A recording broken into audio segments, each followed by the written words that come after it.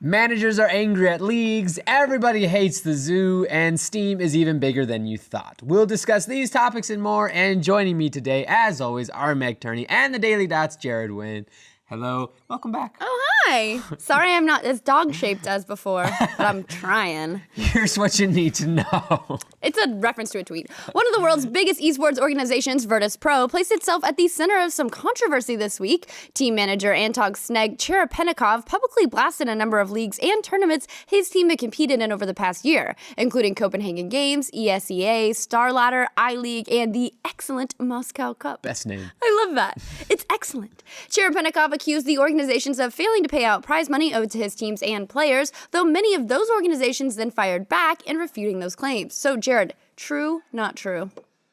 Some of it kind of true. That's maybe the best thing I could say. It just shows a big discrepancy in the communication, let's say, between teams and leagues and organizations. For this guy to come out and say, hey, nobody here paid us, and then for them to say, actually, some of us did pay you. And then they come back and say this, and then that, it's back and forth thing. It's big gossip. It's just silly. The best part, I think, was actually ESEA, who were accused of not paying out, who then said, well, actually, here's what happens.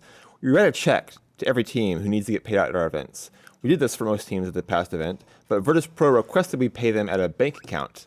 So we requested the information for that bank account 3 times. They never got back to us. Nice. And they posted publicly that we didn't pay them. Ooh. So, Nice. yeah, that was a really nice little posting out there. It's gotta feel good though when someone does something like that, accuses them of not paying, and they can just be like, "We have emails, we have these." Got that paper trail. Yeah, I mean, I'm sure it feels nice for them in a vindictive sort But it of would have been way. nice not to be called out in the first place. But it'd be better not to have this happen in the first place, Yeah. especially when for Virtus Pro, you could just apparently email the organization. You could. It's a little bit ridiculous when they go out and make a posting like this, like publicly call out all these leagues and organizations, and it comes out they haven't really tried to communicate with them at all. Yeah. Apparently, we can only assume that to be the case with the ESEA thing, at least. I don't think ESEA is the only league they didn't bother trying to communicate with before making this posting, and then they have to withdraw most of it. So there is at least one team who didn't receive their payout at one point, and they say that we're not going to compete at these events.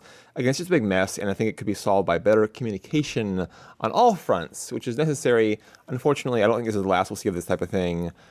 Payouts do sometimes not happen. That is the reality of esports still, unfortunately. Not just that, but any competition that's growing, you have that question of whether or not all the payouts are going to come out.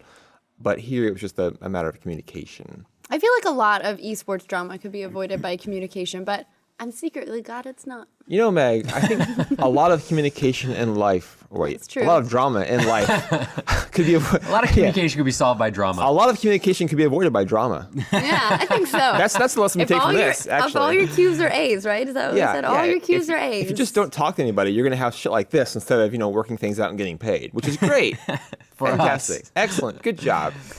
One Hearthstone player has accomplished a dramatic achievement. Sebastian Xixo Bentert managed this month to secure the top ladder spot in each of the game's 3 regions, North America, Europe, and Asia. He did so using his own take on the infamous Zoo deck, a warlock deck based around playing as many minions as possible as quickly as possible. The deck's presumed simplicity caused it to be maligned by both players and fans. Jared, how difficult was this, and does this mean that the Zoo deck's going to be used a lot more? It's very impressive. Getting rank 1 on any individual ladder is very difficult to do.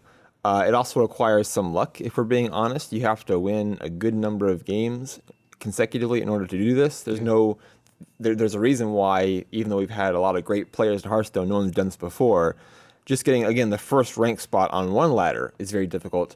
The reason the Zoo deck is considered to be not so much fun is because you literally just draw as much as you can and you play those cards as often as you can. Yeah. And you just keep doing that over and over again. There is some strategy in terms of how you play the cards exactly and when you have to do just certain discards and things like that. And he did make some adjustments to each deck depending on the most common decks he was seeing in competition on the different ladders in different regions. But the basic idea of the deck... It's like a horde mode. It's just playing cards as soon as you get them over and over again makes it seem less interesting, I guess is the word. Just flooding the and floor. the Warlock class, which uses the Zoo deck, I should say, its hero ability is to draw a card at the expense of 2 life. When you're not really worried about your life whenever you are just playing so many cards every turn and trying to rush down the opponent. So that's why the deck isn't looked upon quite so favorably. It is more interesting now than it used to be. Titan, one of the biggest names in Counter-Strike for the past couple of years, have finally announced their choice for a new 5th player after their previous 5th, Hovik Kaylee Tovmasian, was banned for Valve by cheating. By Valve for cheating. Banned for Valve by cheating. Cheating banned I'm so him. worried about the name coming up. I can't read it. Here it comes. That player will be Cedric RPK Giboy, Giboy. a famous Counter-Strike Source player. We're going with it. The news came as a surprise to most Counter-Strike fans, as Gipoy hadn't played competitively since Counter-Strike Source. Before the current iteration, Counter-Strike Global Offensive took over. Gipoy himself admitted to being unfamiliar with the latest edition of the game, leaving the team's fans to wonder just how prepared he is to contribute. Jared, how big a deal is it that he's not familiar with the current version of the game? It's a pretty big deal. Global Offensive is quite a bit different than Source little bit. or the previous version of Counter-Strike. And he admitted whenever he came back in a statement that, yeah, he had to get in and kind of familiarize himself with the user interface and just the way the game looks and feels. And it's like, wow, you're doing that, and you're coming on to like a top 5-ish team, or a team that aspires to win every tournament they go to. So it's pretty interesting. He was really good. And Counter-Strike Source, we should say, he was a really good player.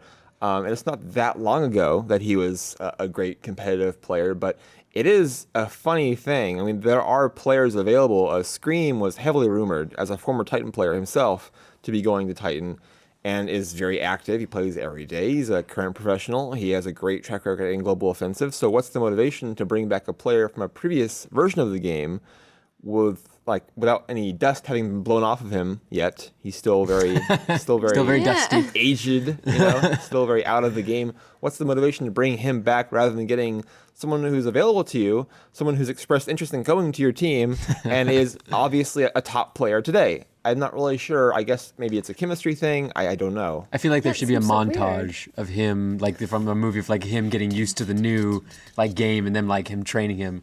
Yeah, it's just Yeah, gonna be but this- not for the top 5. That should be for a bottom tier team. No, I mean like when the movie's Great made about the job. story, there'll be a montage of him like But it's learning like, the interface We've and been doing everything. pretty good. Like, how can we fuck it up a little bit? Like, That's what it seems like. weird. The montage would just be him singing on a computer, though. Yeah. It's not- Him hitting they like moved it over buy here. and learning. and he wouldn't even be doing that because he's just thinking to himself. Like, it's really not an interesting montage. I talk to myself a lot when I'm playing I do Counter-Strike. Do you?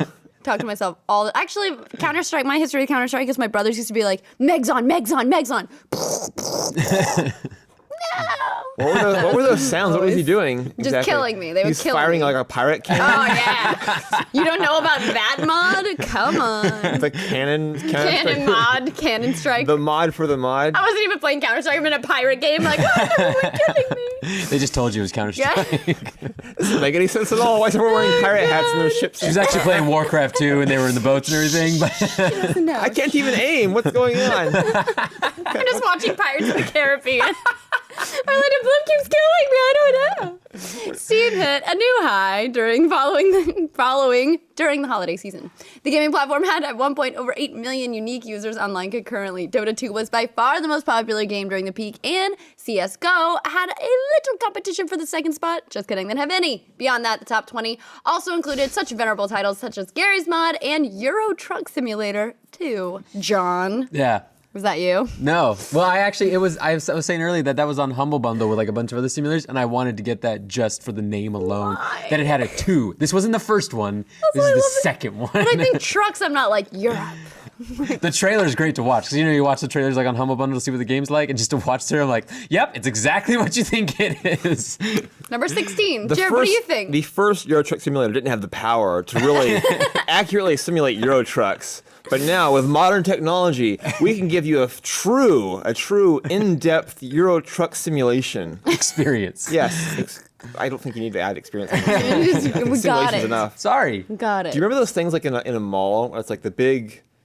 It looks like something from NASA. Oh, yeah. And you go Yeah. for like a roller coaster. I want one of those for a Euro Truck. They have one of those at Gaddy's Pizza. Oh, Gaddytown. They have one of those roller coaster things. Those things are horrible. It's got like the whole old CRT like TV, and it's just rumbling the whole Oh, yeah. time. Well, No, I think we need one of those. Like when people go all out for like pilot simulation and they have like all their sticks and all their monitors, we should get that for a Euro Yeah, truck. all the pilots that sticks have, or sticks that pilots have. They do. You like spread an infection of like backwards words. Dyslexia. You're the one who said Q's for A's earlier. You say Q's for A's. You say Q's for A's. What? I didn't say Go it. back to the video. It's in the makeup room. Somebody roll the makeup room tape. Let's say the special word again. Mech. That wasn't the word though. It didn't work. It's gonna. I want to watch back the tape. I'm sure it's gonna be like and then it's gonna. Well, it wasn't the end, obviously. Yeah. So what's the big deal about Steam being so huge? It's huge. Thank you. It's giant. It's big. Team Fortress 2 actually was the third most popular game. Really? And yet where's all the support for Team Fortress 2? You know, Well, where's that? was it Hey, really got far hats. beneath Some Counter sweet Strike? hats. Oh yeah, it's quite far beneath. Yeah, Team Fortress 2 is kind of like the testing grounds for monetization that's actually going to work on other games like Dota 2 and Counter Strike. It's like, oh, got a new idea, just try it on Team Fortress, whatever. People still play it. Spy check. Yeah, I used to play like the early Team Fortress, and then I didn't get into the new Team Fortress for a while. And to get into Team Fortress like without having played it for a while is the most confusing thing in the world. Just like, what are all these hats and why is everybody modding everything? I don't know what's going on. Yeah, you have different weapons and stuff. Like everyone played Team Fortress at some point. Now it seems like a much different game. Yeah. So there's arguments as to why Team Fortress does not get the support that Counter Strike or Dota 2 do. Besides those games being much bigger. Yeah, Dota 2 obviously. #1. Yeah, Dota 2 #1. Dota Woo! 2 Yeah. That's it for the leaderboard this week, guys. That's mine. What? Let's say join Meg and Ash. No, that's it for the leaderboard this week. Join Join Meg and John Ashley and for the Ashley. Know-It-All Get on your Friday Q's on and the A's. Disney Channel. Well, they'll bring you the Your Q's biggest and news, A's. stories of the week in one shot. You're mixing your Q's and A's up. In the meantime, for gaming entertainment news, make sure you click like and subscribe, and we'll see you next week for more from the leaderboard. GG, everyone!